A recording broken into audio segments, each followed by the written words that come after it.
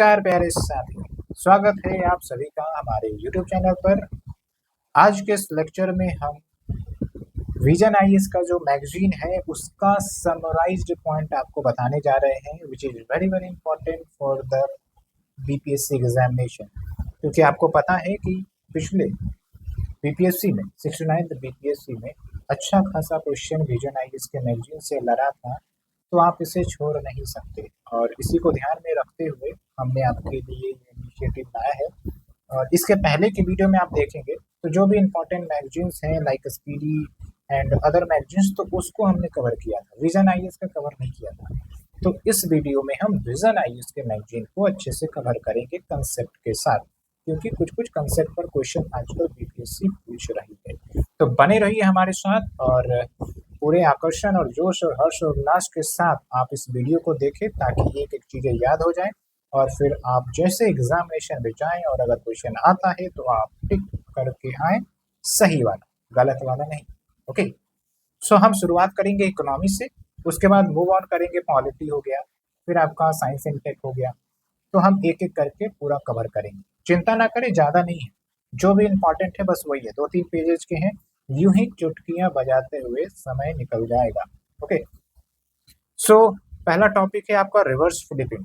इसके अंतर्गत क्या है कि लेट्स से कोई इंडियन कंपनी है जिन्होंने पहले भारत में रजिस्ट्रेशन करवाया था, फिर बाद में वो इंडिया में शिफ्ट हो गई, अपनी हेडक्वार्टर को इंडिया में शिफ्ट कर लिया, तो उसे हम कहते हैं रिवर्स फ्लिपिंग। ओके, दूसरा है आपका वेंचर कैपिटल फंड। वैसे वेंचर कैपिटल कहते हैं किसको है, तो जो भी स्टार्टअप्स होते हैं उसको पैसे चाहिए होते हैं, तो उसके फंड के लिए वेंचर कैपिटल या वेंचर कैपिटलिस्ट फंड प्रोवाइड करते हैं। वैसे यहाँ पर देखिए न्यूज ये है कि 1000 करोड़ रुपए का वेंचर कैपिटल फंड इस्टेब्लिश किए जाएंगे to promote the space economy, यानी कि वैसे स्टार्टअप जो स्पेस फील्ड में अपनी कंपनी इस्टेब्लिश करना चाहते हैं, ये ध्यान रखेंगे क्योंकि स्पेस पर बीपीएससी फोकस करती है, इसलिए मैंने इसे डाला है। उसके बाद देखिए वर्ल्ड का पहला रॉकेट जिसका इंजन 3D प्रिंटेड मैकेनिज्म से तैयार किया गया था, ये कौन सी कंपनी ने बनाया है, अग्निकूल कॉस्मोस, याद रखेंगे। उसके बाद अगर हम बात करें कोल सेक्टर, इंडिया के कोल सेक्टर की बात करें तो 5th लार्जेस्ट रिजर्व है और 2nd लार्जेस्ट कोल कंज्यूमर है और 2nd लार्जेस्ट कोल इम्पोर्टर भी है। इम्पोर्टर मतलब हम दूसरे देश से अपने देश में कोल को इम्पोर्ट करते हैं, मंगाते हैं, ठीक है। एक्सपोर्ट का मतलब ये होता है हम अपने देश से दूसरे देश में सामान प्रोडक्ट भेज रहे हैं, बेच रहे हैं। ये कवर हो गया। उसके बाद आता है करेंसी स्वैप एग्रीमेंट। इसमें क्या होता है, नाम से ही पता चल रहा है कि ये दो देशों के बीच में एग्रीमेंट होती है करेंसी की अल्टा पल्टी को लेकर। मतलब दो देश एग्री करते हैं कि भाई साहब आपकी करेंसी हम खरीदेंगे, आप बेचेंगे, और फिर बाद में एक फिक्स डेट पर, फिक्स रेट पर वो करेंसी वापस से ले ली जाएगी, ठीक है। तो ये होता है करेंसी स्वैप, सिंपल सा कंसेप्ट है, ज़्यादा दिमाग लगाने की बात नहीं है। उसके बाद एक क्रेडिट डिपॉजिट रेशियो, नाम से क्लियर है, क्रेडिट डिपॉजिट। जैसे देखिए आप बैंक में जाते हैं तो फिर पैसे डिपॉजिट करते हैं, तो बैंक क्या करती है, उन डिपॉजिट्स को फिर क्रेडिट में या लोन में देती है। तो भाई जितने भी डिपॉजिट हुए उसका कितना परसेंटेज क्रेडिट में जाता है, लोन में जाता है, उसको हम क्रेडिट डिपॉजिट रेशियो कहते हैं। ये कंसेप्ट है, उससे ज़्यादा कुछ भी नहीं। ओके, है ना आसान। उसके बाद है वेज एंड मीन्स एडवांसेस। इसमें क्या होता है कि जो आरबीआई है इस मैकेनिज्म के तहत स्टेट गवर्नमेंट, सेंट्रल गवर्नमेंट को लोन प्रोवाइड करती है, ताकि कोई भी स्टेट या सेंट्रल गवर्नमेंट अगर शॉर्ट टर्म के लिए उनको पैसे की दिक्कतें आ रही हैं तो फिर पैसे की ज़रूरत पूरा की जाए, ये आरबीआई की एक जिम्मेदारी होती है। उसके बाद देखिए फाइनेंशियल इंक्लूजन इंडेक्स कौन रिलीज करता है, आरबीआई, और इसमें बेसिकली स्टेट को रैंकिंग की दी जाती है बेस्ड ऑन द स्कोर। तो 0 है तो फिर एक्सक्लूजन है, वहाँ पर उतनी ज़्यादा बैंक अकाउंट नहीं है, लोग बैंकों से जुड़े हुए नहीं हैं। और अगर 100 है तो फिर इसका मतलब वहाँ पर कंप्लीट इंक्लूजन है, वहाँ के लोगों के पास बैंक अकाउंट है, बैंक की सर्विसेज लेते हैं। उसके बाद क्रेडिट रेटिंग्स, ये रेगुलेट होती हैं सेबी के द्वारा। क्रेडिट रेटिंग्स क्या होती है, जैसे कोई भी कंपनी है, ठीक है, तो वो लोन टाइमली चुका रही है कि नहीं चुका रही है, उन सब के आधार पर क्रेडिट रेटिंग्स निकाली जाती है, ताकि बैंक अगर बाद में उनको लोन दे तो उनका लोन एनपीए ना हो जाए। उसके बाद एक कंसेप्ट आता है डच डिजीज। इसमें क्या होता है कि जो भी इकोनॉमी के सेक्टर्स हैं, तो अगर एक सेक्टर ग्रो कर रहा है उसके कारण अगर दूसरा सेक्टर डिक्लाइन कर रहा है तो वो डच डिजीज के अंतर्गत आएगा। ठीक है, यानी कि एक सेक्टर आपका अच्छा तेजी से ग्रो कर रहा है लेकिन उसके कारण क्या है, दूसरा सेक्टर कंप्रोमाइज हो रहा है। उसके बाद वर्ल्ड डेवलपमेंट रिपोर्ट कौन रिलीज करता है, वर्ल्ड डेवलपमेंट बैंक। फिर है कंसेप्ट मिडिल इनकम ट्रैप का। इसमें क्या होता है कि भाई देश की ग्रोथ तो हो रही होती है लेकिन जो लोग होते हैं, लोगों की पर कैपिटा इनकम होती है वो तेजी से ग्रो नहीं करती है, वो स्टक हो जाती है। तो उस कंडीशन को हम कहते हैं मिडिल इनकम ट्रैप, और भारत जैसे देश मिडिल इनकम ट्रैप में ही फंसे हुए हैं और भी बहुत सारे डेवलपिंग कंट्रीज। ठीक है, तो डेवलप कंट्रीज के देखिए पर कैपिटा इनकम कितना ज़्यादा है, लेकिन अगर बात करें भारत या फिर अन्य लाइक कंट्रीज की, वहाँ पर कैपिटा इनकम बहुत ही कम है डिस्पाइट इकोनॉमिक ग्रोथ काफ़ी ज़्यादा है। उसके बाद देखिए प्रधानमंत्री जन धन योजना, ये 2014 में लॉन्च किया गया था। इसका मकसद था फाइनेंशियल इंक्लूजन। क्या होता है फाइनेंशियल इंक्लूजन, कि भाई जो भी लोग हैं उनके बैंक खाते हो, वो बैंकों से लोन ले, ना कि मनी लेंडर से। ठीक है, और वो बैंक से ट्रांजेक्शन कर सके, जैसे आजकल तो यूपीआई सब हो गया, तो यही सब फाइनेंशियल इंक्लूजन के कंपोनेंट हैं। मिनिस्ट्री ऑफ फाइनेंस इस योजना को चलाती है और अब तक जब तक हम पढ़ा रहे हैं तब तक 53.13 करोड़ जन धन अकाउंट्स खोले जा चुके हैं। ये चेंज होते रहते हैं, तो बस इतना याद रखिए कि 50 करोड़ से एबव है। ओके, उसके बाद एक इम्पॉर्टेंट न्यूज है, प्रधानमंत्री जब महाराष्ट्र की यात्रा पर गए थे तो वहां पर उन्होंने वाधवन पोर्ट का फाउंडेशन या नींव रखा, जो कि महाराष्ट्र में है। और कहाँ से इन्होंने लॉन्च किया ये ध्यान रखना है, दहन्यू टाउन, क्योंकि आजकल बड़े ही बारीकी में घुस जाती है बीपीएससी, इसलिए इस चीज को भी ध्यान रखना है। दहन्यू टाउन जो कि पालघर डिस्ट्रिक्ट में पड़ता है, and it will be the largest container port of India once it get developed. उसके बाद मैरीटाइम सेक्टर की अहमियत देखिए। मैरीटाइम सेक्टर हो गया जो आपका समुद्री के माध्यम से ट्रेड किए जाते हैं, वो सब आपका मैरीटाइम सेक्टर के अंतर्गत आता है। And it contributes 95% of the trade by volume and 70% trade by value. Value मतलब मनी के टर्म्स है, वॉल्यूम मतलब वेट के टर्म्स में। ठीक है, तो लार्जेस्ट जो इंटरनेशनल ट्रेड होता है इंडिया का इन टर्म्स ऑफ वैल्यू और वॉल्यूम, वो आपका मैरीटाइम सेक्टर के माध्यम से होता है। इस पर तो हमने शायद एमसीक्यू भी पूछा था, तो जल्दी से टेलीग्राम ज्वाइन करिए, वहाँ पर आप एमसीक्यू प्रैक्टिस कर सकते हैं आराम से। और वीडियो पसंद आ रही है तो लाइक शेयर सब्सक्राइब करते चले। उसके बाद देखिए सागर माला इनिशिएटिव है for rejuvenating the port. Port development के लिए ये सागर माला इनिशिएटिव लाई गई थी। उसके बाद देखिए सागर सेतु ऐप, इस ऐप के माध्यम से जो भी पोर्ट्स है वहाँ पर जो भी ऑपरेशंस किए जा रहे हैं, कार्य किए जा रहे हैं, उन सब की मॉनिटरिंग सब होती है। तो बस ऐप का नाम याद रखेंगे, सागर सेतु ऐप। उसके बाद फिर से एक इम्पॉर्टेंट न्यूज है, गलथिया पोर्ट। ये 14वां मेजर पोर्ट है इंडिया का, बनने जा रहा है अंडमान निकोबार आइलैंड में, और ये ट्रांसशिपमेंट पोर्ट होगा। वैसे कहते किसको है ट्रांसशिपमेंट पोर्ट, थोड़ा सा कमेंट सेक्शन में बताएं। उसके बाद है पीएम ई ड्राइव स्कीम, जो कि मिनिस्ट्री ऑफ हैवी इंडस्ट्रीज लेकर आ रही है। इसके माध्यम से नाम से क्लियर है, इलेक्ट्रिक व्हीकल्स को प्रमोट किया जाएगा। ये एक बेसिक कंसेप्ट याद रखेंगे। उसके बाद सर्कुलर इकोनॉमी, ये कंसेप्ट क्या होता है, जैसे एक होता है लीनियर इकोनॉमी जहाँ पर प्रोडक्ट हमने प्रोड्यूस किया और उसके बाद हम क्या करते हैं, उसको यूज एंड थ्रो कर देते हैं। लेकिन सर्कुलर इकोनॉमी में चीजें सर्कुलर वे में कार्य करती है, उसको हमने यूज किया, फिर बाद में लेट से कि वो डेड हो गया या फिर वो काम की नहीं रही, तो उसके मटेरियल हमने निकाले और फिर नए प्रोडक्ट्स बना रहे हैं, तो उस मटेरियल को उस नए प्रोडक्ट में यूज कर देंगे, वो सर्कुलर इकोनॉमी के कैटेगरी में आएगा।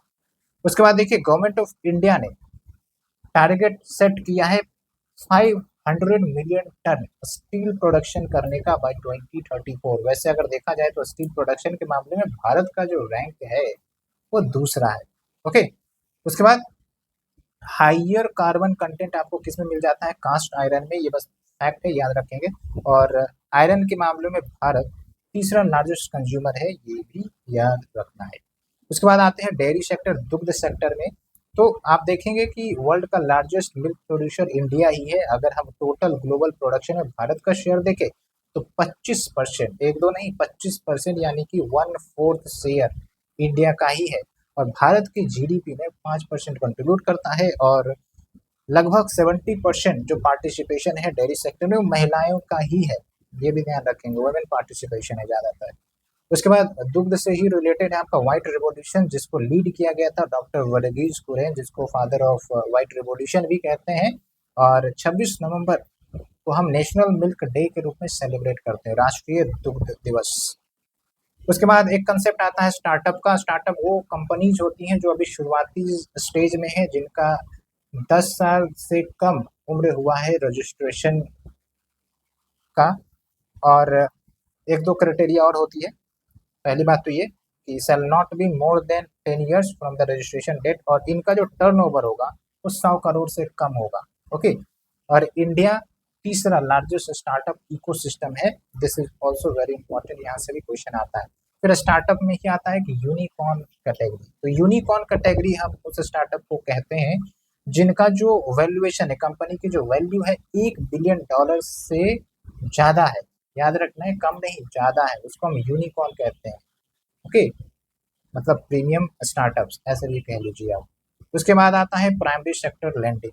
देखिए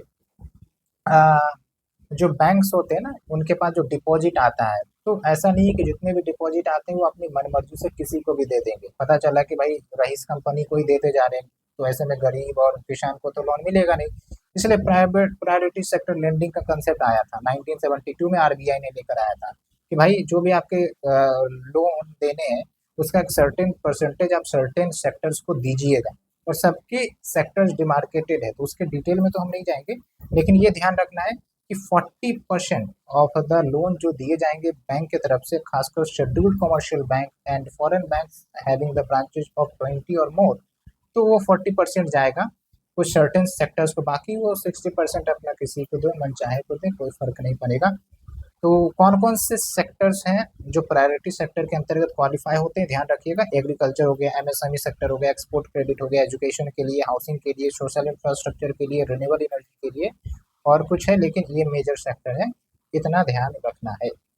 उसके बाद देखिए यूनिफाइड लेंडिंग इंटरफेस। जैसे आप यूपीआई देखते हैं, यूनिफाइड पेमेंट इंटरफेस, यहाँ पर क्या होता है, आसानी से आप ट्रांजेक्शन कर पाते हैं, चुटकियों में स्कैन करके बस बात खत्म। तो यूनिफाइड लेंडिंग इंटरफेस क्या है कि भाई ये एक मैकेनिज्म है जिसके तहत जो व्यक्ति हैं उनको लोन लेना आसान हो जाएगा। कैसे? तो इस इंटरफेस के माध्यम से जो भी बोरोवर्स के डिटेल्स वो शेयर कर दिए जाते हैं लेंडर्स के बीच, और फिर लेंडर उन डिटेल्स को चेक करेंगे एंड बेस्ड ऑन दैट वो फिर लोन आराम से बोरोवर्स को प्रोवाइड कर सकते हैं। ये है आपका यूनिफाइड लेंडिंग इंटरफेस। उसके बाद कंसेप्ट है विंडफॉल टैक्स। और विंडफॉल टैक्स में क्या होता है कि वैसी कंपनी जो एवरेज प्रॉफिट से ज़्यादा अर्न कर रही है। क्यों? क्योंकि हो सकता है कुछ वहाँ पर इंफ्रास्ट्रक्चर बेनिफिट हो, इकोनॉमिक इंसेंटिव्स दिए जा रहे हो, तो भाई वैसे में तो भाई उनको टैक्स भी ज़्यादा देना चाहिए। तो उसके लिए जो टैक्स आता है वो विंडफॉल टैक्स है। ठीक है, जैसे कोई कंपनी अर्बन एरिया में रह रही है तो वहाँ पर इंटरनेट कनेक्टिविटी है, ठीक है, वहाँ पर फिजिकल इंफ्रास्ट्रक्चर अच्छा है, तो ऐसे में वो ज़्यादा प्रॉफिट करेंगे, तो उनके लिए हम विंडफॉल टैक्स लगा सकते हैं। इससे गवर्नमेंट का जो किटी है वो बढ़ेगा, रेवेन्यू बढ़ेगी। उसके बाद देखिए agriculture infrastructure fund 1 lakh crore का स्टेब्लिश किया गया है। पहले की बात है लेकिन क्या पता पूछ लिया जाए। उसके बाद एक है आपका स्पाइस्ड स्कीम, नाम से क्लियर है, मसाले। और ये scheme ministry of commerce and industry चलाती है, और स्पेसिफिकली देखा जाए तो ये कार्डोमनम जो आपके इलायची होते हैं ना, इलायची के प्रोडक्शन को प्रमोट करने के लिए ये आपका स्कीम है। और इलायची की बात करें तो इसके दो वेराइटीज आते हैं, आपने भी सुना होगा, छोटी इलायची और बड़ी इलायची। और एक इम्पॉर्टेंट डिस्टिंक्शन है छोटी और बड़ी में कि जो आपके छोटी इलायची है ना वो आपका वेस्टर्न घाट का जो एरिया है, केरला, महाराष्ट्र, कर्नाटका, इन सब लोकेशन पर ये ग्रो होती है, जबकि जो बड़ी इलायची है वो नॉर्थ ईस्ट इंडिया में ग्रो होती है। ओके। उसके बाद देखिए स्पाइस बोर्ड ऑफ इंडिया, इसका हेडक्वार्टर है कोची, केरला, जो कि आपका स्पाइस रिलेटेड मैटर्स को डील करती है, और ये मिनिस्ट्री ऑफ कॉमर्स के अंतर्गत आती है ना। उसी प्रकार से टी के लिए बोर्ड है, कॉफ़ी के लिए बोर्ड है, तो उन सब के हेडक्वार्टर भी आप याद रख सकते हैं। नेक्स्ट जो क्लीन प्लांट प्रोग्राम, ये प्रोग्राम के माध्यम से जो हमारा हॉर्टिकल्चर सेक्टर है, जो सब्जियों सबका जो प्रोडक्शन सब है उसको प्रमोट किया जाएगा, ताकि जो हम इम्पोर्ट पर डिपेंडेंट होते हैं प्लांटिंग मटेरियल्स के लिए, लाइक सीड हो गया, तो उन सबको कम किया जाए। ठीक है, तो सिंपल भाषा में क्लीन प्लांट प्रोग्राम का एम है हॉर्टिकल्चरल सेक्टर को बूस्ट करना और जो इम्पोर्ट पर डिपेंडेंसी है मटेरियल्स के लिए उसको कम करना। फिर उसी में एक दो कल्चर का नाम याद रखेंगे, एक तो आर्बोरी कल्चर, इसमें क्या होता है ट्रीज और शब्स मतलब होते हैं जो छोटे छोटे पौधे सब होते हैं उन सबको उन सबके कल्टीवेशन को प्रमोट करना, ये है आपका आर्बोरी कल्चर। उसके बाद पोमोलॉजी आता है, आपने लूसेंट में भी पढ़ा होगा, पोमोलॉजी मतलब फ्रूट कल्टीवेशन को बढ़ावा देना। फिर है ओलेरी कल्चर, इसमें क्या है वेजिटेबल कल्टीवेशन को बढ़ावा देना। और फ्रूट्स एंड वेजिटेबल्स के प्रोडक्शन में भारत का रैंक दूसरा है। आप देखिए कि कितना ज्यादा फूड प्रोडक्शन हमारे देश में होता है। ओनियन के प्रोडक्शन की बात करें तो लार्जेस्ट प्रोड्यूसर है इंडिया, और पोटैटोज के क्षेत्र में बात करें तो सेकंड लार्जेस्ट प्रोड्यूसर है इंडिया। ओके, उसके बाद देखिए पीएम मुद्रा योजना 2015 में इस योजना को लाया गया था, और बजट 2016 में 2015 में लाया गया था। इसमें शायद बजट 2016 में इसको इंट्रोड्यूस किया गया था, इसलिए मैंने यहाँ बजट लिखा है। एक बार वैसे हम कंफर्म करके आपको बता देंगे, टाइपिंग में कुछ इशू हुई हो तो। इसके माध्यम से क्या है एफोर्डेबल क्रेडिट, यानी जो एमएसएमई सेक्टर्स है, जो छोटे कुटीर उद्योग हैं, उनको आसानी से और सस्ते दर पर लोन मिल जाए, उसके लिए आपका ये लाया गया था। और ये सेंट्रल सेक्टर है, यानी कि completely funded by central government, इसमें स्टेट का कोई जिम्मेदारी नहीं है। और पीएम मुद्रा योजना के तहत ऐसा नहीं है कि हम डायरेक्टली एमएसएमई को लोन दे देते हैं, तो ये बेसिकली रिफाइनेंस एजेंसी को लोन देते हैं। ठीक है, और ये जो रिफाइनेंस एजेंसी होती है वो जाके फिर एमएसएमईज को लोन देते हैं, ये होता है आपका। ओके, और इसके अंतर्गत आप देखिए 3 टाइप के आते हैं, शिशु लोन, किशोर लोन, तरुण लोन। तो शिशु आप देखिए 50,000 तक के लोन की है, किशोर जो है अप टू 5 लाख की है, और तरुण लोन जो है 5 लाख से लेकर 20 लाख तक का है। तो शिशु, तरुण, किशोर अगर पूछा जाएगा तो याद रखना है आपको पीएम मुद्रा योजना के तहत अंतर्गत आता है, और ये थोड़ा सा लोन डिस्टिंक्शन याद रखेंगे। उसके बाद है पब्लिक सेक्टर बैंक्स। तो अगर एनपीए की बात करें, नॉन परफॉर्मिंग एसेट, इसमें क्या होता है कि बैंक ने लोन दिया, चाहे कंपनी ने दिया हो, इंडिविजुअल को दिया हो, अब पता चला कि भाई जो ड्यू डेट थी वो आज की थी, लेकिन आज न चुकाया, और आज के बाद फिर 90 डेज क्रॉस कर गए फ्रॉम द ड्यू डेट, फिर भी नहीं चुकाया, तो फिर वो एनपीए डिक्लेयर हो जाएगा। ठीक है, और उस हिसाब से अगर देखा जाए तो पब्लिक सेक्टर बैंक्स के पास सबसे ज़्यादा एनपीए है, which is equals to 22.6%। Okay, उसके बाद देखिए एक इम्पोर्टेंट फैक्ट और भी है कि लेट्स से हमने प्रायोरिटी सेक्टर लैंडिंग की बात की थी कि भाई बैंकों को सर्टेन परसेंटेज सर्टेन सेक्टर्स के लिए देना पड़ेगा, लेकिन मान के चलिए कि कुछ बैंक्स ऐसे हैं जिन्होंने इस टारगेट को पूरा नहीं किया, तब तो उन पर फाइन लगेगा, सजा मिलेगी, उन्हें आरबीआई देगा। ठीक है, तो ऐसे में उनको फाइन पे करना पड़ता है, और फाइन जो पे करते वो जाता कहाँ है, अर्बन इंफ्रास्ट्रक्चर डेवलपमेंट फंड में। और इस फंड का इस्तेमाल टीयर 2 टीयर 3 सिटीज की इंफ्रास्ट्रक्चर डेवलपमेंट में खर्च किया जाता है। उसके बाद है long term capital gains tax, जो कि आपका डायरेक्ट टैक्स का ही प्रकार है। और इसमें क्या होता है, जैसे आपके पास कोई एसेट है, जमीन ही हो गया या फिर शेयर हो गया, ठीक है, तो अब इसको आपने 10 साल 12 साल 4 साल के लिए रखा है, तो आपका जो एसेट है उसका वैल्यू बढ़ गया, 1 लाख से बढ़ गया 5 लाख, तो भाई एसेट का बढ़ा ना, तो आपको टैक्स देना पड़ेगा प्रॉफिट के ऊपर। तो यही होता है आपका कैपिटल गेन्स टैक्स। अगर वो आपने लंबे समय के लिए रखा तो लॉन्ग टर्म, और शॉर्ट टर्म के लिए रखा तो फिर शॉर्ट टर्म हो गया। ठीक है, तो ये ध्यान रखना है आपको। तो डायरेक्ट टैक्स है, और ये एसेट के प्रॉफिट जब बढ़ते हैं, एसेट की वैल्यू जब बढ़ती है फ्रॉम द ओरिजिनल वैल्यू, तब लगता है। फिर देखिए एक आता है आपका ग्लोबल मिनिमम टैक्स, और ग्लोबल मिनिमम टैक्स का कंसेप्ट किसने लेकर आया था, OECD, organisation for economic cooperation and development. और इसके अंतर्गत ये बोला जाता है कि जो भी दुनिया भर में इम्पॉर्टेंट एमएनसीज हैं, जो काफ़ी ज़्यादा प्रॉफिट करवाते हैं और विभिन्न देशों में इनके ब्रांचेज हैं, तो भाई इनके ऊपर टैक्स लगाओ।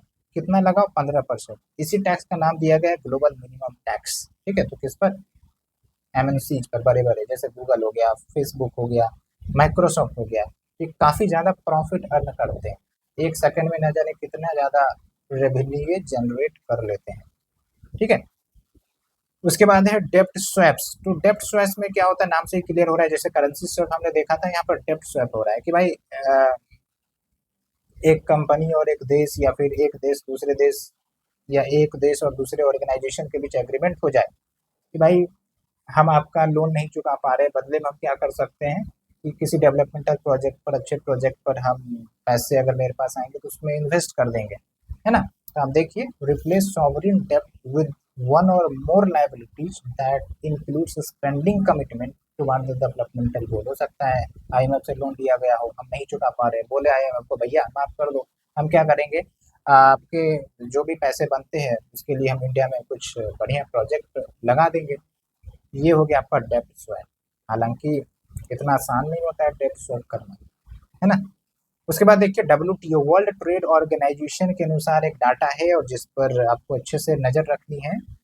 इंडिया 8th पोजीशन में आता है in the global agriculture export और मर्चेंडाइज यानी कि गुड्स एक्सपोर्ट में 18वें रैंक पर आता है। चाइना नंबर 1 पर आता है मर्चेंडाइज गुड्स एक्सपोर्ट में, और सर्विस एक्सपोर्ट में भारत 7वें नंबर पर आता है, क्योंकि सर्विसेज सेक्टर में भारत अच्छा परफॉर्म करता है।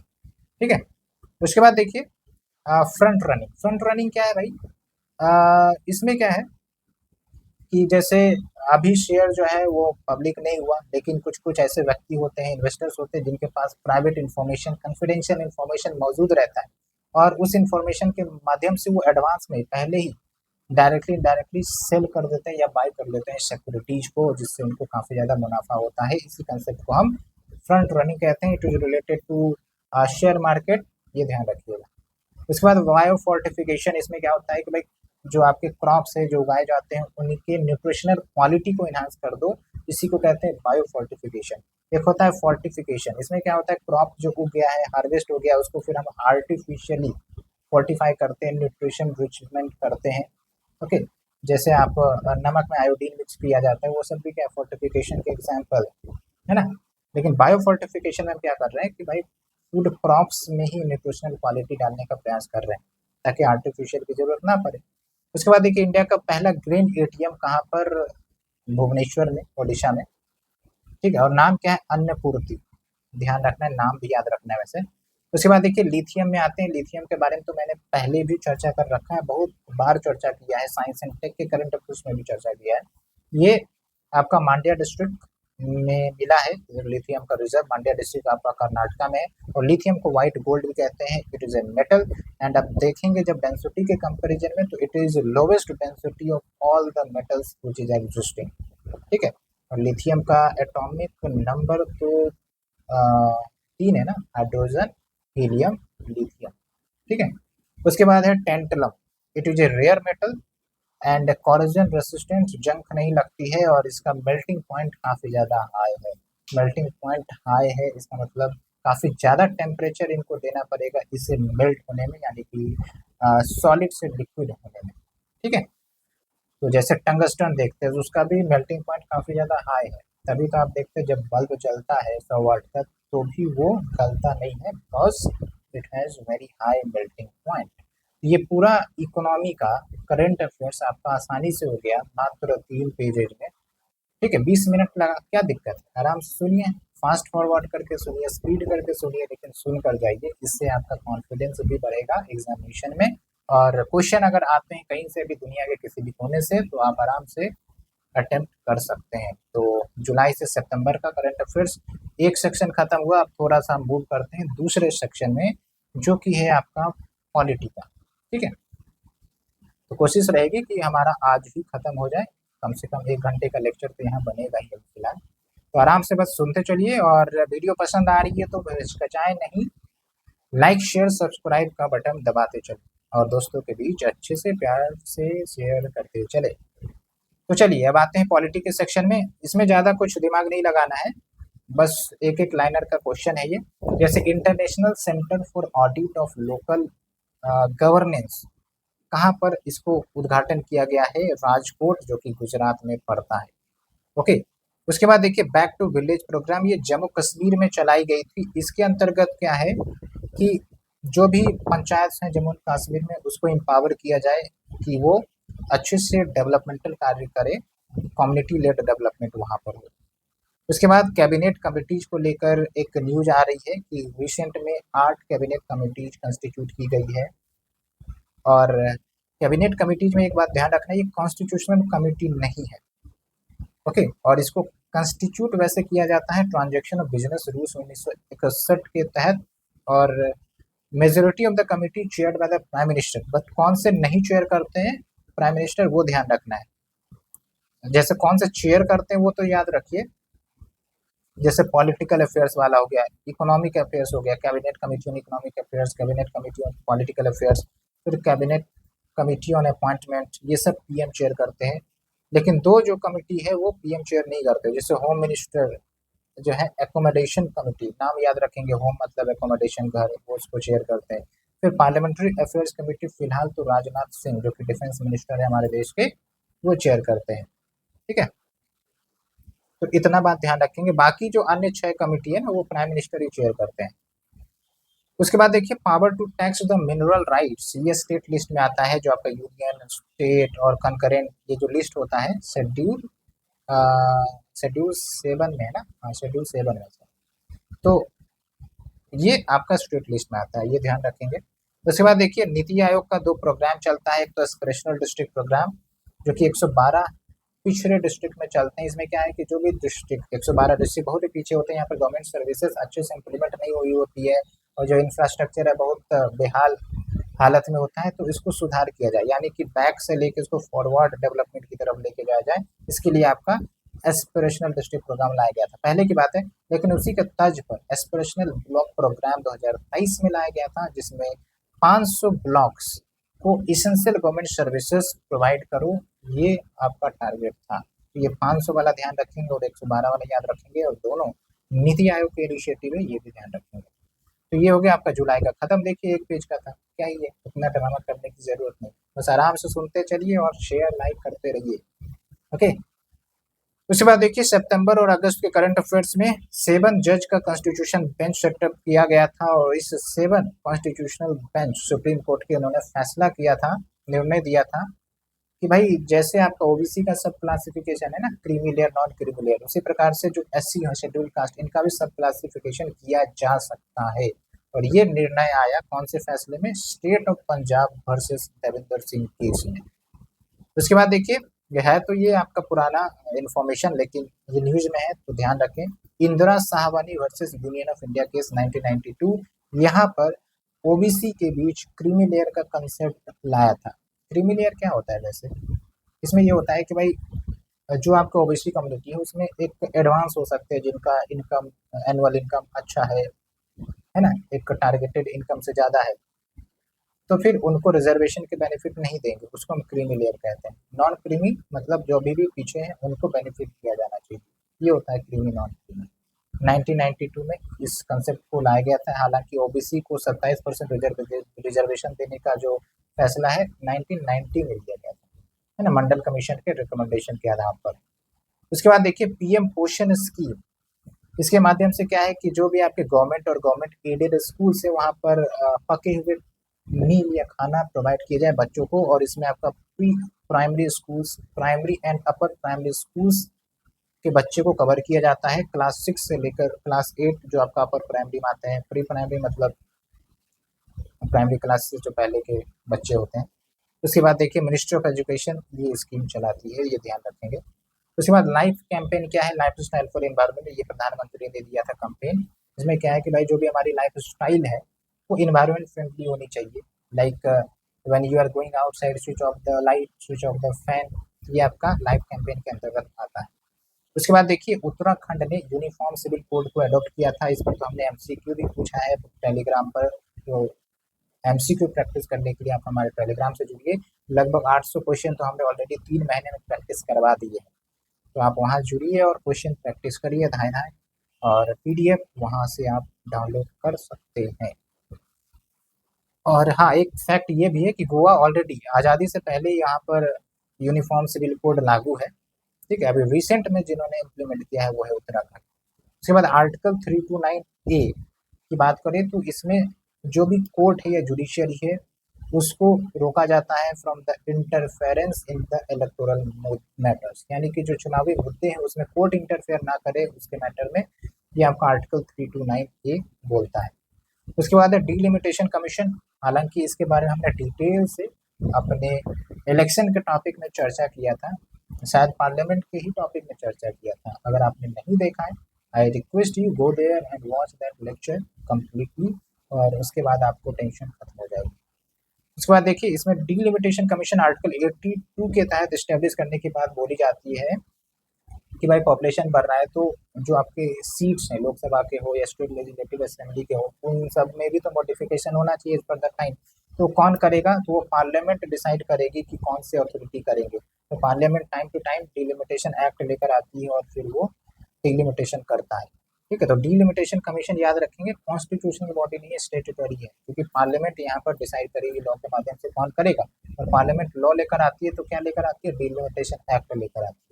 तो अभी तक 4 बार डिलिमिटेशन सेटअप हो चुका है, 1952 में, 1963 में, 1973 में, 2002 में। तो अभी ये जो डिलिमिटेशन है ना 2002 के बाद क्यों नहीं हुआ? क्योंकि फ्रीज कर दिया गया 2026 तक। तो अभी जब लेटेस्ट सेंसस होगा तब आपको करवाया जाएगा वैसा।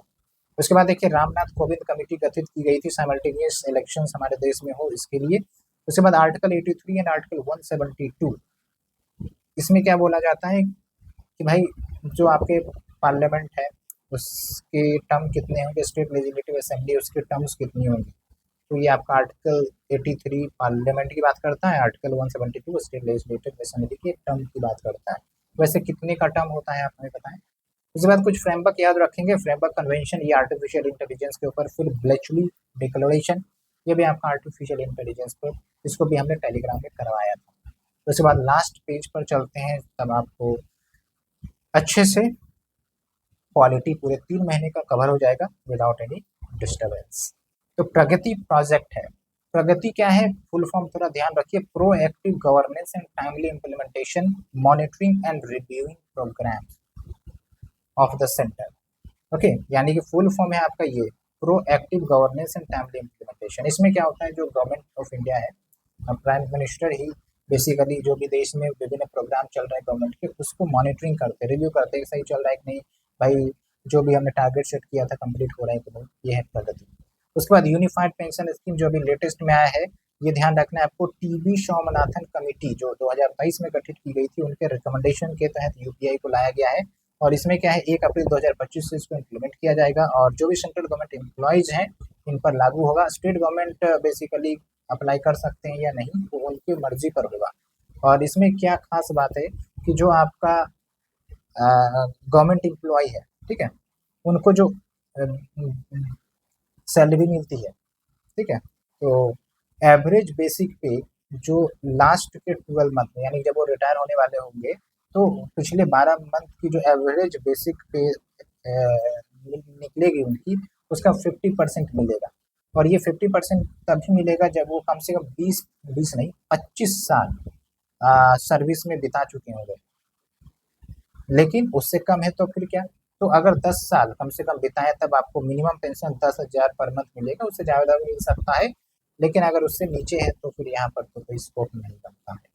और ये इन्फ्लेशन एडजस्टेड भी होगा, ऐसा नहीं कि भाई इन्फ्लेशन उस समय 10% होगा और फिर कोई इन्फ्लेशन का बेनिफिट मतलब नहीं मिल रहा होगा, तो इसलिए इन्फ्लेशन एडजस्ट कर दिया जाता है। उसके बाद प्लेयर बार्गेनिंग क्या है? प्लेयर बार्गेनिंग में जो एक्यूज्ड है, जो आरोपी हैं, वो बेसिकली रिक्वेस्ट करते हैं किन से, जिनके ऊपर क्राइम किया गया है उनसे, कि भाई थोड़ा सजा कम करवा दो, माफ़ करवा दो। और अगर वो कम करवाने की अनुमति देती है तो फिर वो कम किया जा सकता है ना। Accused pleads guilty for a lesser offence और सेंटेंस। उसके बाद देखिए 23rd लॉ कमीशन के रिगार्डिंग आपका एक न्यूज़ है कि इसको कंस्टिट्यूट किया गया है 3 सालों के लिए। और लॉ कमीशन करता क्या है, जो भी लीगल मैटर्स है, लीगल इश्यूज है, उसके ऊपर रिकमेंड किया जाता है कि भाई ये लीगल लूपहोल्स हैं, सुधार किए जाएं। और ये एग्जीक्यूटिव कमिटी है, कोई कॉन्स्टिट्यूशनल नहीं है, स्टेटूटरी नहीं है। और first law commission Lord Macaulay 1834 में स्टैब्लिश हुआ था। और अगर लेटेस्ट की बात करें तो 22nd जो कि आपका ऋतुराज अवस्थी ने चेयर किया था। तो ये भी ध्यान रखना है, यहाँ से भी क्वेश्चन आ सकता है। तो ये हमने पॉलिटी का भी बिंदास पूरा करंट अफेयर्स कवर कर लिया है, जुलाई से लेकर सितंबर। अक्टूबर का आप चिंता ना करें, उसको फिर हम एक ही सीरीज में मुश्किल से आधा घंटा का होगा, कंप्लीट हो जाएगा। क्योंकि अभी कुछ पीडीएफ का हम इंतजार कर रहे हैं, वंस इट कम्स सो फिर से हम आपको बोल रहे हैं कि आपको अगर हमारा इनिशिएटिव अच्छा लग रहा है तो बिंदास लाइक शेयर सब्सक्राइब करते रहें और कमेंट में लिखें yes we are going to kill the films this time. ये हो गया। उसके बाद एक टॉपिक बचता है साइंस एंड टेक हम करवाएंगे, इंटरनेशनल रिलेशन करवाते हैं क्या। तो इंटरनेशनल रिलेशन में आपका देखिए 3-4 पेज हैं, इसको भी जल्दी जल्दी ख़त्म करते हैं।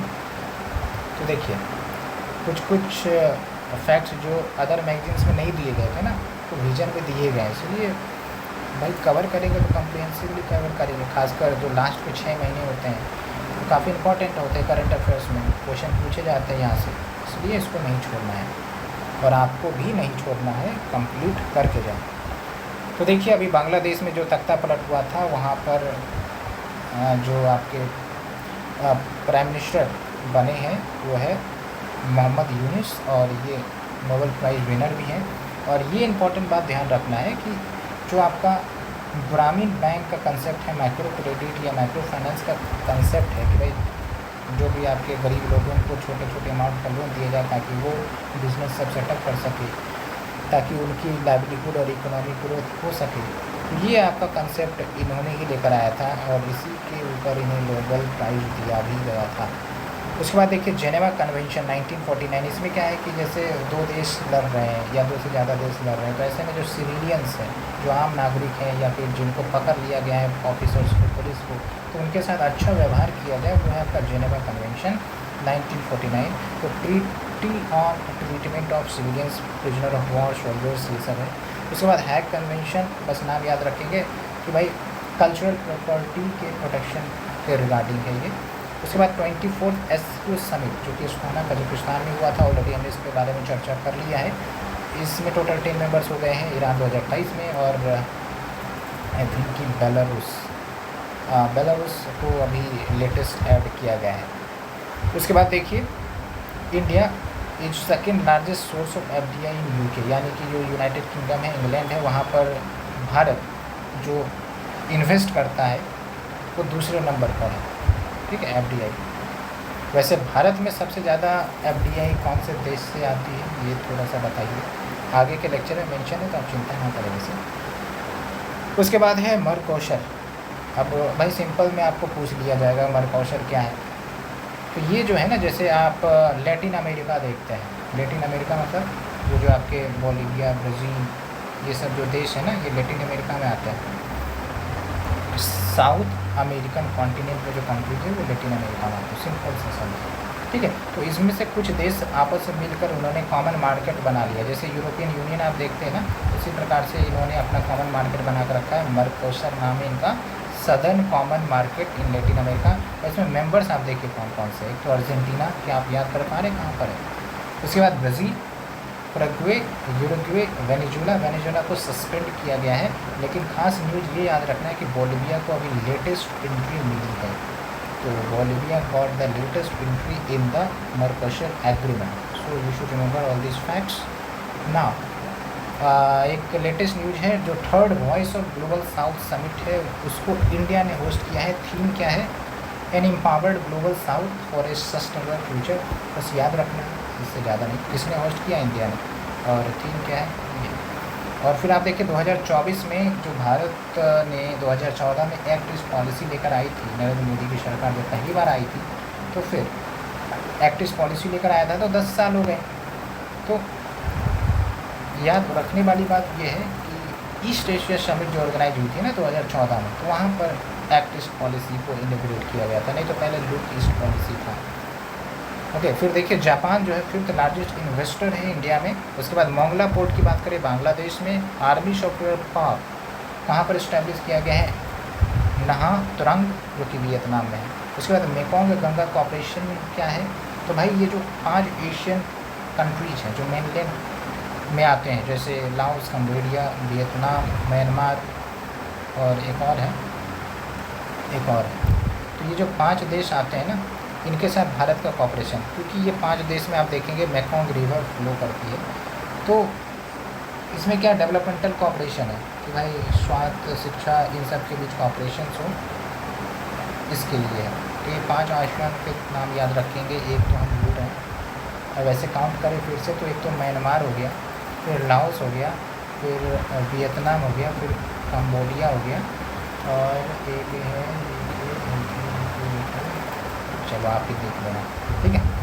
उसके बाद देखिए मलेशिया ने डिसाइड किया है, निर्णय लिया है कि इंटरनेशनल बिग कैट अलायंस को ज्वाइन करेगा। क्या है भाई इंटरनेशनल बिग कैट अलायंस? तो भाई 7 जो बिग कैट्स हैं उसके नेचुरल हैबिटेट को कंजर्व करने के लिए ये अलायंस बनाई गई थी। और 7 बिग कैट्स में कौन आते हैं? Tiger, lion, leopard, snow leopard, चीता, जैगुआर, पुमा, ये आते हैं।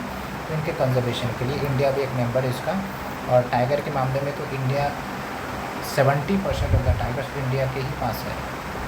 ओके, चीता को भी हाल फिलहाल में इंट्रोड्यूस किया गया है। उसके बाद देखिए कौन कौन से देश जो यूपीआई पेमेंट्स को एक्सेप्ट कर रहे हैं, ये मैंने डाटा निकाला है NPCI, national payment corporation of India के वेबसाइट से। तो जब मैं पढ़ा रहा हूँ तो इतने देश के नाम मेंशन है, तो इतना ज़रूर ध्यान रखेंगे। बाकी आगे अगर एडिशन होगा तो हम देख लेंगे। देखिए पहला जिन्होंने यूपीआई पेमेंट्स को एक्सेप्ट करना शुरू किया वो है नेपाल। और अन्य देश की बात करें तो फिर France, Mauritius, Nepal, Singapore, Nepal तो चलो आ गया है, फिर श्रीलंका, फिर UAE, फिर रुपे कार्ड भी है। रुपे कार्ड क्या है? इंडिया का कार्ड है, जैसे मास्टर है या वीज़ा है, ये विदेशी के कार्ड है। रुपे कार्ड इंडिया का कार्ड है, ठीक है। तो Bhutan, Nepal, Mauritius, Singapore, UAE accept करता है। उसके बाद देखिए पोलैंड एंड यूक्रेन काफ़ी ज़्यादा चर्चा में है, वेस्ट एशिया भी काफ़ी ज़्यादा चर्चा में है। तो इनके मैप्स आप ज़रूर देखेंगे, क्वेश्चन पूछा जा सकता है। डेड सी पर क्वेश्चन पूछा जा सकता है, इजराइल के मैप पर क्वेश्चन पूछा जा सकता है।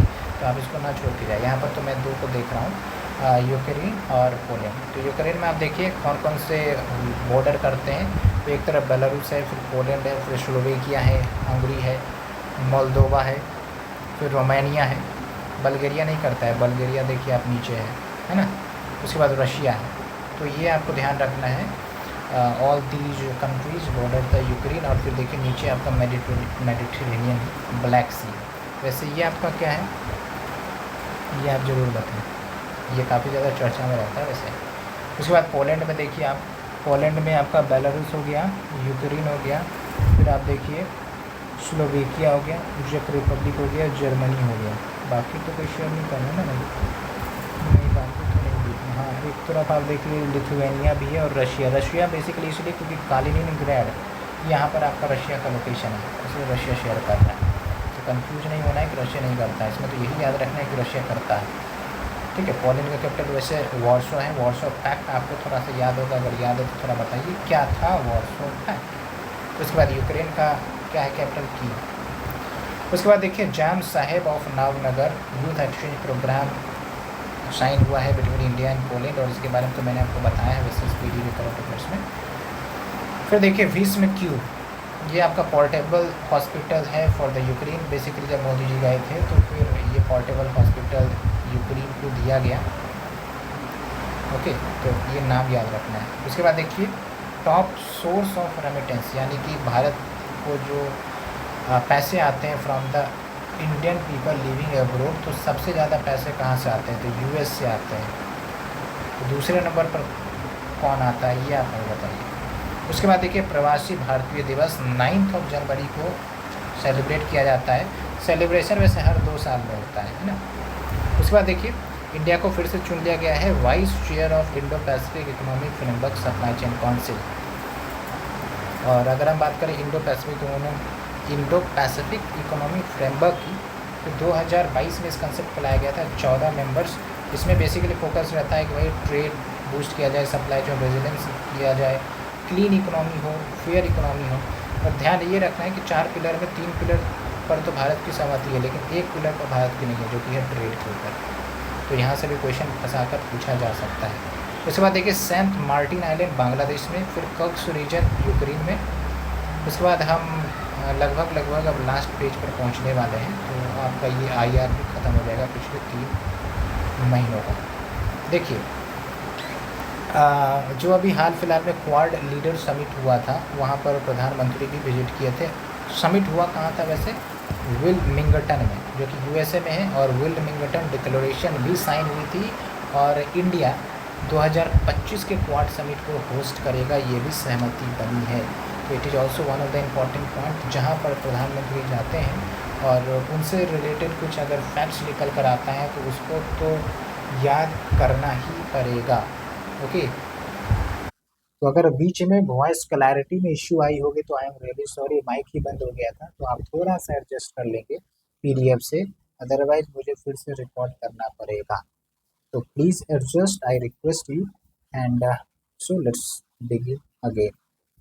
तो आप देखिए यहाँ तक तो हो गया था। 2025 में क्वाड समिट इंडिया होस्ट करेगा, it is very very important fact, ये याद रखना है। उसके बाद देखिए डिजिटल पब्लिक इंफ्रास्ट्रक्चर क्या होता है। डिजिटल पब्लिक इंफ्रास्ट्रक्चर एक्चुअली जैसे आप पब्लिक इंफ्रास्ट्रक्चर देखते हैं, रोड देखते हैं, रेलवे देखते हैं, सब क्या है, फिजिकल इंफ्रास्ट्रक्चर है। डिजिटल पब्लिक इंफ्रास्ट्रक्चर मतलब वैसे डिजिटल इंफ्रास्ट्रक्चर जो पब्लिक वेलफेयर के लिए यूज किया जाता है। इसमें इंटरनेट नहीं आएगा, इंटरनेट तो एक कनेक्टिविटी सिस्टम है, लेकिन इंटरनेट के सहारे हम जो पब्लिक इंफ्रास्ट्रक्चर तैयार करते हैं, जैसे यूपीआई पेमेंट हो गया, जैसे आधार सिस्टम हो गया, तो यहाँ इंटरनेट सपोर्ट प्रोवाइड कर रहा है, लेकिन वो डिजिटल पब्लिक इंफ्रास्ट्रक्चर नहीं है। तो ये ध्यान रखेंगे, डिजिटल पब्लिक इंफ्रास्ट्रक्चर का बेसिक गोल रहता है कि जो भी गवर्नमेंट की सर्विसेज हैं वो सेफली और इफेक्टिवली लोगों तक पहुंचाई जाए, तभी इसको हम पब्लिक कहते हैं, है ना। पब्लिक में वेलफेयर ऑफ द पीपल शामिल होता है। उसके बाद देखिए प्रधानमंत्री हाल फिलहाल में रशिया की यात्रा पर गए थे। रशिया में कहाँ विजिट किया था उन्होंने, कीव में, है ना। और लास्ट 6 महीने में कहाँ कहाँ वो गए हैं ये भी थोड़ा सा आपको ध्यान रखना है। नहीं, रशिया की यात्रा पर नहीं, यहाँ पर गड़बड़ हो गया मेरे ख्याल से। ये बेसिकली यूक्रेन गए थे ना, तो यूक्रेन में कीव गए थे। कीव बेसिकली यूक्रेन की कैपिटल है, ब्रिटेन में थोड़ा कंफ्यूजन हो गया, तो I am really sorry for this. उसके बाद देखिए सिंगापुर की बात करते हैं, ठीक है। तो इंडिया का लार्जेस्ट ट्रेड पार्टनर पूरे एशियन देशों में सिंगापुर ही है। आसियान में जो है ना वो 10 कंट्रीज आते हैं, जो आपके साउथ ईस्ट एशियन कंट्रीज हैं, जैसे लाओस, वियतनाम, इंडोनेशिया, ये सब जो कंट्रीज है ना, टोटल 10 कंट्रीज इसमें आते हैं। और इसमें से सबसे बड़ा ट्रेड पार्टनर भारत का सिंगापुर, ये ध्यान रखना, ये भी एक अच्छा क्वेश्चन है वैसे। और सिंगापुर के साथ हमारा डबल टैक्स अवॉइडेंस एग्रीमेंट है। क्या है डबल टैक्स अवॉइडेंस एग्रीमेंट? इसके तहत बेसिकली दो देशों के बीच एग्रीमेंट कर लिया जाता है कि भाई अगर कोई हमारी कंपनी आपके देश में रन कर रही है और प्रॉफिट कमा रही है, तो फिर आप उस पर टैक्स ना लगाएं, हम टैक्स लगाएंगे। उसी प्रकार से अगर आपकी कंपनी हमारे देश में मौजूद है और प्रॉफिट कमा रही है, तो हम टैक्स नहीं लगाएंगे, आप टैक्स लगाइए। ये है आपका double tax avoidance agreement. Okay, उसके बाद देखिए अगर हम बात करें सिंगापुर की, तो सेमीकंडक्टर के प्रोडक्शन में ग्लोबली 10% ये कंट्रीब्यूट करता है, तो one of the largest semiconductor producer. फिर फाइनेंशियल ईयर 2023-24 में देखें तो लार्जेस्ट एफडीआई एक सोर्स रहा है, 24% एफडीआई भारत में सिंगापुर से ही आया है। 24% भाई मायने रखता है, वन फोर्थ शेयर हो गया ना। उसके बाद देखिए इंडिया यूएसए ने मिलकर security of supply agreement sign कर रखा है। उसके बाद सागर इनिशिएटिव आपको पता होगा, security and growth for all in the region, ये पीएम मोदी का इनिशिएटिव है। इसके अंतर्गत क्या है कि भाई जो हमारे पड़ोसी देश हैं, जैसे बांग्लादेश हो गया, मालदीव्स हो गया, मॉरिशस हो गया, तो भाई इन सब की सिक्योरिटी इंश्योर करे और साथ में मिलकर ग्रोथ करे, इकोनॉमिक ग्रोथ करे, डेवलपमेंट करे, ये है आपका सागर इनिशिएटिव। उसके बाद देखिए तापी पाइपलाइन को लेकर न्यूज है। Tapi pipeline basically gas pipeline को बिछाने का एक प्रोजेक्ट था 4 देशों के बीच, तुर्कमेनिस्तान, अफगानिस्तान, पाकिस्तान और इंडिया के बीच, और ये प्रोजेक्ट अभी स्टक है। और इसकी थोड़ी सी शुरुआत हमें देखने को मिल रही है, वो बेसिकली तुर्कमेनिस्तान और अफगानिस्तान ने कुछ सहमति बनाई है पाइपलाइन को बिछाने की, ठीक है। तो देखिए कहाँ से वो नेचुरल गैस को एक्सट्रैक्ट किया जाएगा, तो गलकयान्स गैस फील्ड जो कि तुर्कमेनिस्तान में है, वहाँ से एक्सट्रैक्ट करके फिर अफगानिस्तान, अफगानिस्तान को फिर पाकिस्तान, फिर इंडिया, ठीक है। हालांकि ये बहुत लंबे समय से है न्यूज में अटका हुआ रहता है ये मैटर। फिर आप देखिए UN summit for future New York में ऑर्गेनाइज किया गया। फिर आप देखिए first bilateral visit by Indian prime minister Brunei, तो ब्रुनई में पहली बार इंडियन प्राइम मिनिस्टर वहाँ गए हैं। उसके बाद ग्रीन स्ट्रेटेजिक पार्टनरशिप इंडिया और डेनमार्क के बीच एग्रीमेंट साइन हुआ है। उसके बाद देखिए G4 नेशंस, तो G4 में 4 देश आ जाते हैं और इसमें बेसिक ऑब्जेक्टिव यही होता है कि जो यूनाइटेड नेशन सिक्योरिटी काउंसिल है ना उसमें रिफॉर्म हो। अभी आप देखते हैं 5 देशों के पास ये वीटो पावर है जब से बना है, जबकि भारत सबके पास वीटो पावर नहीं दिया गया है। तो इसलिए रिफॉर्म की बात करते हैं कि भाई हमें वीटो पावर दो, यूएनएससी में रिफॉर्म करो। इसमें 4 देश कौन आ जाते हैं? ब्राज़ील, जर्मनी, इंडिया, जापान, ये आ जाते हैं। फिर ऑपरेशन सद्भाव आप ध्यान रखेंगे, इसमें क्या है कि जो अभी हाल-फिलहाल में टाइफून यागी आया था साउथ ईस्ट एशियन नेशन के एलोंग में, और लाओस, म्यांमार, इन सबको काफ़ी ज़्यादा नुकसान झेलना पड़ा, तो ह्यूमैनिटेरियन असिस्टेंस भारत प्रोवाइड करता है अंडर दिस ऑपरेशन सद्भाव, तो ये भी कोई याद रखेंगे। उसके बाद है कुछ मिलिटेंट ग्रुप जो ऑपरेट होते हैं कौन से देश से, और ये काफ़ी ज़्यादा चर्चा में फिलहाल, तो जब से आपका मिडिल ईस्ट में युद्ध छिड़ा है between Israel, Hamas and related countries, तो कौन सा कहाँ से ऑपरेट होते हैं? जैसे हेजबुल्ला है, तो हेजबुल्ला लेबनान से ऑपरेट होता है। हमास जो है फलस्तीन से, वही हमास अटैक हुआ था याद होगा 7 अक्टूबर का दिन, जिसके बाद तो फिर तो युद्ध रुकने का नाम ही नहीं ले रहा है। उसके बाद हाउतीज की बात करें तो हाउतीज यमन में ऑपरेट करते हैं, ठीक है, और ये सब ईरान के प्रॉक्सीज हैं, यानी कि ईरान इनको समर्थन देता है। एक्सिस ऑफ रेसिस्टेंस का नाम वैसे आपने सुना होगा इंटरनेशनल रिलेशन में, अगर आपने इसे पढ़ा है तो ये पूरा आपका जो करंट अफेयर्स है आईआर का, वो खत्म हो गया मात्र 50 मिनट में। और मैंने आपको बोला था कि 3 महीने का तो करवा ही देंगे, बस 1 अक्टूबर का बचा है, वो बस आने दीजिए, उसको भी हम इम्पोर्टेंट पॉइंट निकाल कर आपको करवा देंगे। तो आपको उतना हेडेक लेने की ज़रूरत नहीं है, बस अच्छे से पढ़िए, रिवाइज करिए। बाकी जो बचे हुए हैं उसको हम अगले क्लास में ज़रूर करवाएँगे। कौन-कौन सा बचा हुआ है? तो आप देखेंगे साइंस एंड टेक बचा है, सोशल इश्यूज़ बचा है, फिर हाँ, कुछ मिसलेनियस भी बचे हैं। फिर आप देखेंगे कि एनवायरनमेंट का बचा है, तो ले देकर 40-50 मिनट का वीडियो एक और बनेगा, लेकिन उसके बाद आपको फिर टेंशन की ज़रूरत नहीं होगी। थोड़ा डिटेल से करना ही पड़ेगा क्योंकि जिस प्रकार से क्वेश्चन पूछा जा रहा है उस प्रकार से आपको तैयारी भी करनी ही होगी। अदरवाइज़ करंट अफेयर्स में मार्क्स नहीं गेन कर पाइए। देख रहे हैं ना आप, मल्टीपल स्टेटमेंट वाला क्वेश्चन पूछा जा रहा है। तो एक फैक्ट कहीं और से उठाएगा, दूसरा कहीं और से उठाएगा और फिर उसको एक क्वेश्चन में डाल देगा। तो फिर पढ़ना है तो सही से पढ़ेंगे। ओके, इसलिए हम कवर करवा रहे हैं आपको। तो कैसा लगा आपको हमारा इनिशिएटिव ज़रूर बताएं, and if you are getting benefited बेफिक्र शेयर, लाइक, कमेंट करते रहें। किसी भी प्रकार की त्रुटि हो, डाउट हो, समस्या हो, आप हमारे कमेंट सेक्शन में बोलिए, मैसेज करिए। उसके बाद टेलीग्राम चैनल से भी जुड़ सकते हैं, वहाँ पर भी आप अपने डाउट कमेंट्स रेज कर सकते हैं। We will be providing you the solution. So thank you friends, thank you very much. We will meet again. तब तक के लिए अच्छे से पढ़िए, समय कम है, 30 दिन के अप्रोक्स बचा है। अब तो फेस्टिवल्स भी नहीं है, तो अपनी पढ़ाई को और तेज बनाइए। Thank you, thank you.